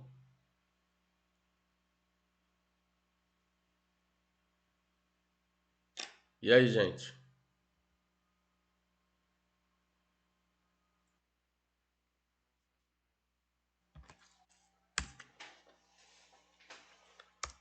Isso tem a ver, foi o André que falou ou foi o Natan? André, ótimo. André, isso tem a ver com uma coisa muito chata quando você trabalha com números aleatórios, que de fato não existe números aleatórios no computador. Eu deveria chamar de pseudo-aleatório, tá bom? E aí, eu tenho um problema, porque ele precisa de uma semente, que a gente chama de seed. Como esse loop ele roda muito rápido, praticamente ele está pegando a mesma semente. No próximo passo, ele vai gerar o mesmo número, porque não tem nada de aleatório nisso. Entende? Isso é um problema. Quando você vai trabalhar com números aleatórios, você tem que saber disso, porque senão, ó, você vai cair nessa situação em que, bom, esse loop provavelmente ele foi executado porque a semente geralmente é um valor baseado em milésimos de segundo. E aí esse cara aqui provavelmente foi executado dentro do mesmo tempo, ou na pior das hipóteses, eu estou mudando de um milésimo para outro. Concorda? Que pode ver que no começo ele gerou um número, depois ele gerou outro, né? Agora, se eu pusesse uma pausa a cada geração, ó, eu viria, porque, ó, por exemplo, ó, eu vou imprimir e parar. Esperar que alguém aperte uma tecla, ó. Console.read key. Aí ele vai executar a primeira iteração. Aí foi o 7. Tá vendo que agora ele gerou, ó. Ó, tá vendo? Tô esperando, ó.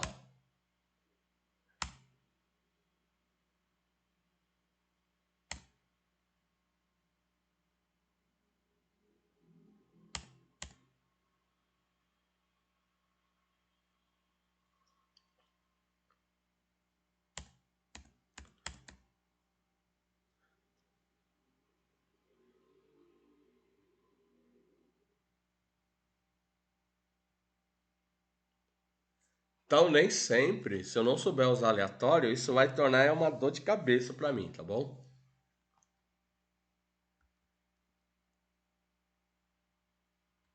Tá vendo? Ó? Coisa louca.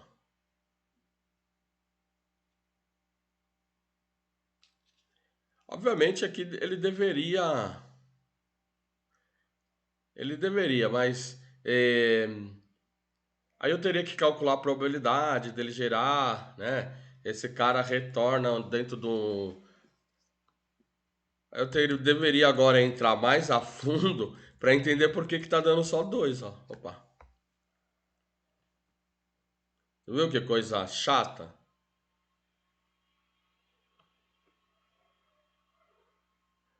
Eu não sei se ele está gerando certo mesmo, eu não sei se foi essa conversão que, né? Mas eu não vou depurar. Mas o que eu preciso, ó, que vocês entendam, e aí depois vocês deem uma olhada, ó, porque essa operação, embora ela seja uma boa operação, ó, esse cara aqui, ó, retorna um número inteiro, e aí ele retorna um número de 32 bits com sinal. é, Ele é baseado num algoritmo de Knut, tá bom? Se você for lá na documentação da classe handle, será que eu consigo chegar lá? Não, aqui ele vai abrir a classe. Não era isso que eu queria. Bom, essa classe aqui eu não vou conseguir ver muito o código, mas talvez a documentação. Bom, não tem muito não, só tem a. Mas se você for lá na documentação, ele vai falar que é baseado lá no livro do Knut, esse algoritmo, tá bom? Vocês conhecem o livro do Knut? Deixa eu ver aqui, ó. Handle class.net.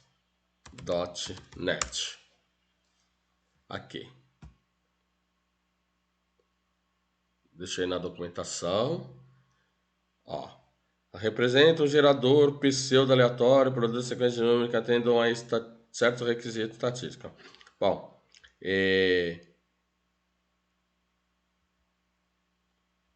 deixa eu ver se ele fala aqui, ó.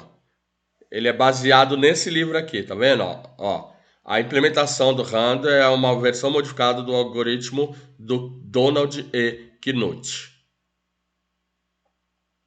A propósito, gente, lembra? Não sei se vocês se lembram que eu falei, bom, essa porcaria de orientação a objetos só pode ter sido inventado lá na Califórnia. O cara que falou isso, ó, foi esse aqui, tá bom? Esse cara que falou, bom, essa porcaria de orientação ao objeto só poderia ter sido inventado lá na Califórnia. Então, ó, depois o volume 2, ó. Depois só por curiosidade aí, para você entender, né, por que que ele tá repetindo tanto. Então, ó, deixa eu vir aqui no método int, na documentação do método int. Aqui, melhor, vamos por aqui. Aliás, é o método next, não o int. Ó, retorna um inteiro aleatório, que de aleatório não tem nada. Foi esse aqui que eu chamei, né? Então, vamos lá.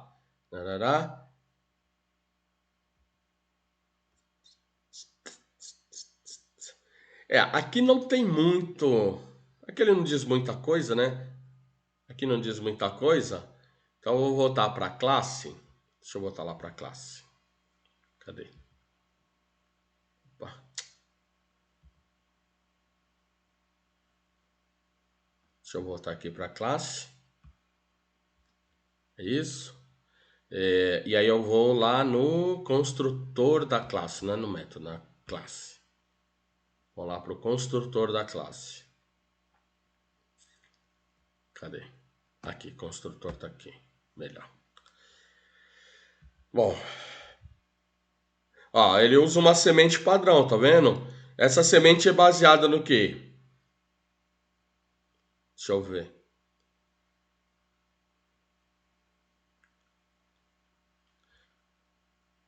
Ó,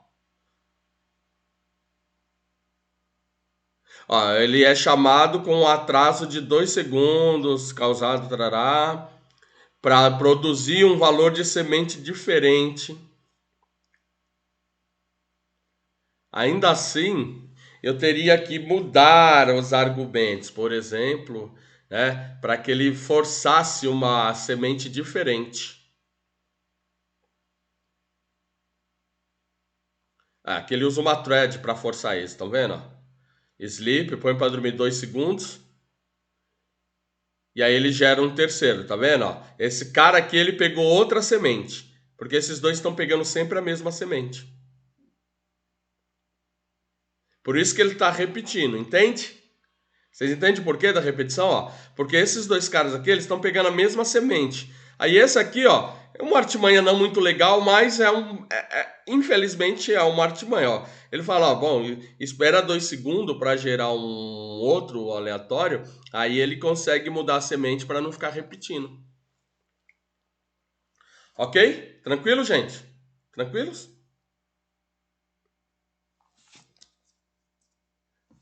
Quem já brincou com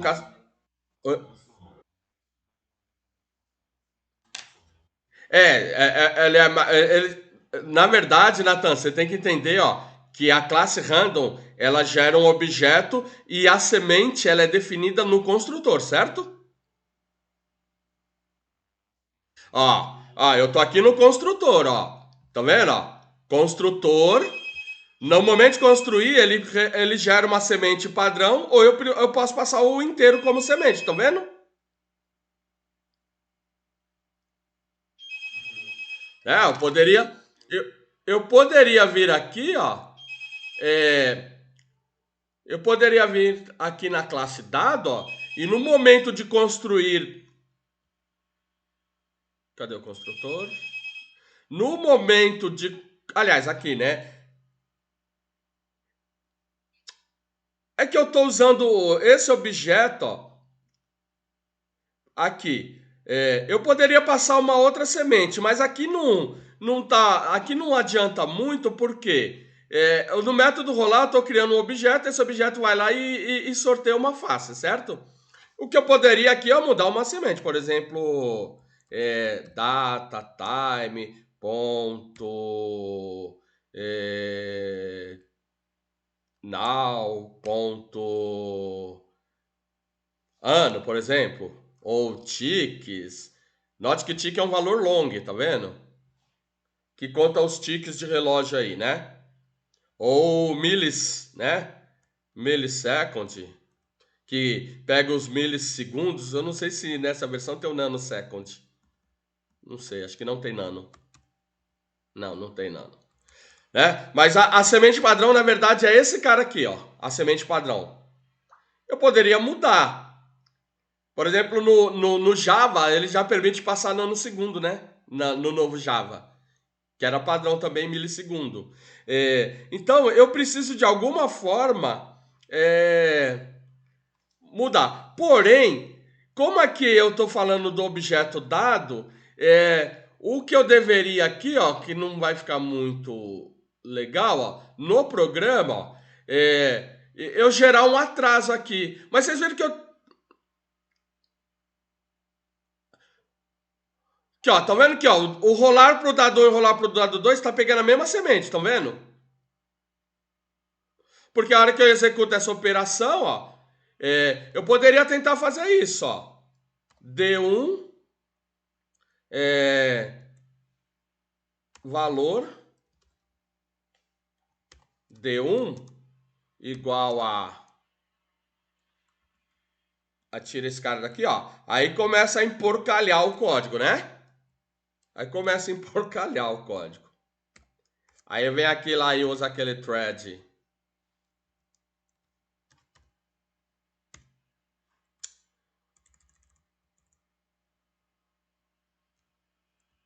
sleep. Eu preciso trazer que essa classe. Aqui eu preciso definir a variável, que é byte, né? Byte. Aí eu chamo essa thread sleeping, ponho ela para dormir, sei lá, vamos por 2 segundos. 2000 milissegundos é 2 segundos, tá bom? É... E aí eu vou lá e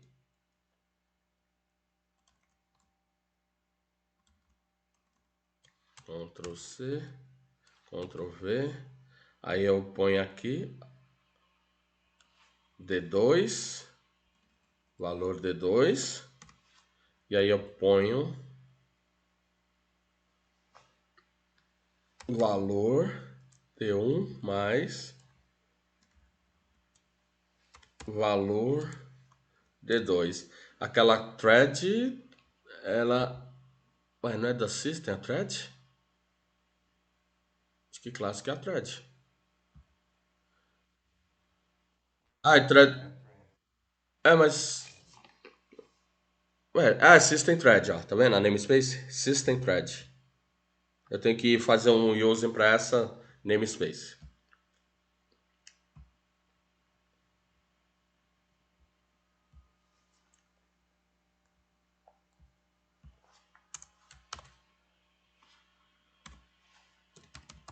Assim. System Thread. Vamos ver se melhora. Gente, eu já vi programador perder horas só por causa dessa coisa chata. Você viu, ó, que ele parou 2 segundos, vocês viram?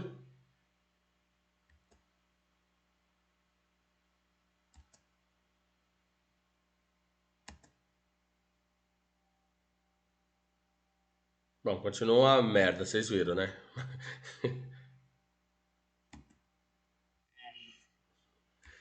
Ó, já mudou. Bom, o problema é que ele tava mudando e sempre caindo no 2, né? Vamos ver se ele continua ou se ele muda em algum momento.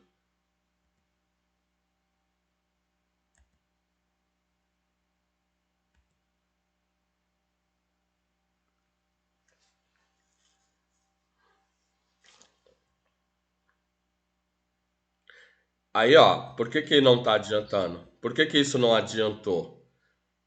Porque na verdade a classe dado, ela na hora que ela cria o objeto que ela chama essa instância, né? E na verdade o rolar lá, ele deveria mudar toda aquela estrutura no rolar, que aí não ajudou muito, tá vendo? Só que se você fosse fazer um caça-níquel, olha só, a dor de cabeça que uma simples construção te dá se você não entender como é que essa classe funciona.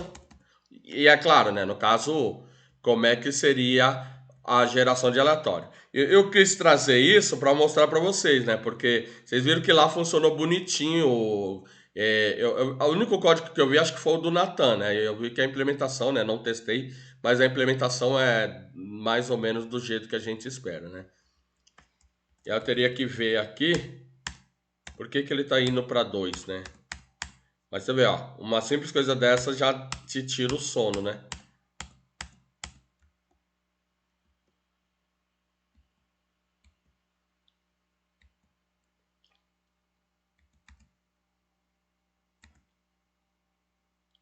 E agora eu tenho incômodo, né? Que ele espera ainda 2 segundos, né? Dá uma travada de 2 segundos na execução. Tá vendo?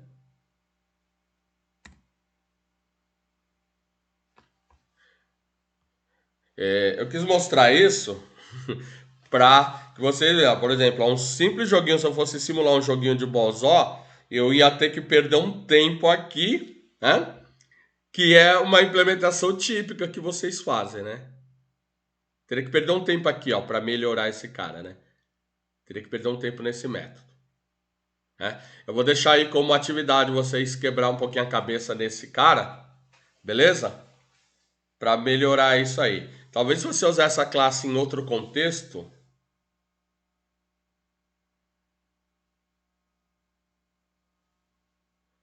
é, esse problema não exista. Mas é por aí. Tudo bem, gente? Perguntas? Então note, ó, que a documentação ela é uma peça fundamental, que para eu resolver aquele problema, eu vou ter que sentar um pouquinho na documentação daquela classe para entender por que que ele está gerando sempre aquele valor, né? Tudo bem, gente? Posso parar por aqui hoje?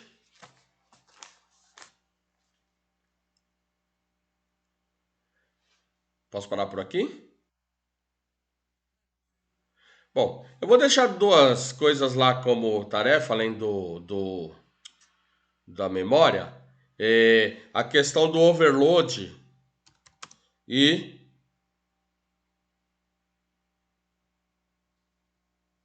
override, tá bom? Vocês entendem a diferença de overload e override?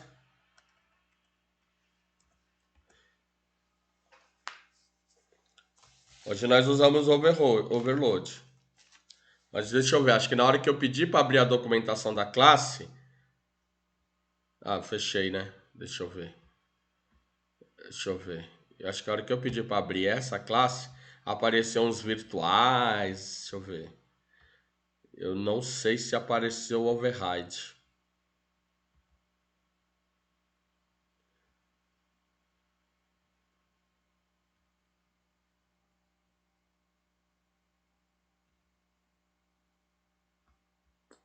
Não, não apareceu o override, não. Apareceu virtual. O virtual talvez seja uma coisa nova para vocês que conhecem orientação a objeto, mas não trabalharam com C++, que provavelmente vocês não ouvem o termo virtual em Java. Depois eu explico isso, mas tem a ver com orientação a objeto, tá bom? Tem a ver com polimorfismo e isso é um legado, por exemplo, do C++, do Smalltalk, que você não ouve muito nas linguagens mais modernas. Em raras exceções, né, alguns programadores acabam lá em Java implementando operações virtuais, mas que não são virtuais no sentido estrito da palavra, né? São no sentido lato. Mas aqui não apareceu. Não apareceu o override, mas tudo bem. É, e só para. Deixa eu. Só para a gente concluir aqui. Deixa eu fechar essa. Deixa eu ver se vai funcionar aqui. Parará. Novo. Não, deixa eu ver. Deixa eu ver. Deixa eu ver aqui um novo item.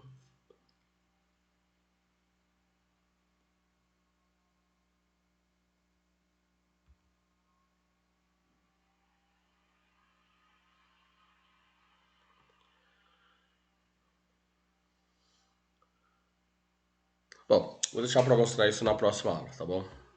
Tudo bem, gente? Posso encerrar? Perguntas, observações, comentários, reclamações?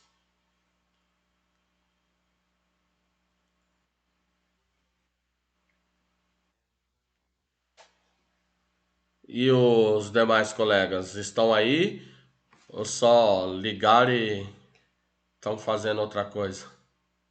Bianca, Clarissa, Carlos, Arthur. Bom, gente, então, se ninguém tiver mais nada, eu vou encerrar por aqui, tá bom? Eu agradeço aí a atenção de todos. Tenham todos aí um ótimo dia e até a próxima aula, tá bom? Vou pôr lá as atividades lá no Moodle, né? Vou pôr o material. Já tem algum material aí que eu já deixei das aulas anteriores, tá bom? Do semestre anterior, mas eles precisam de alguma reformulação, beleza? Então, gente, até mais.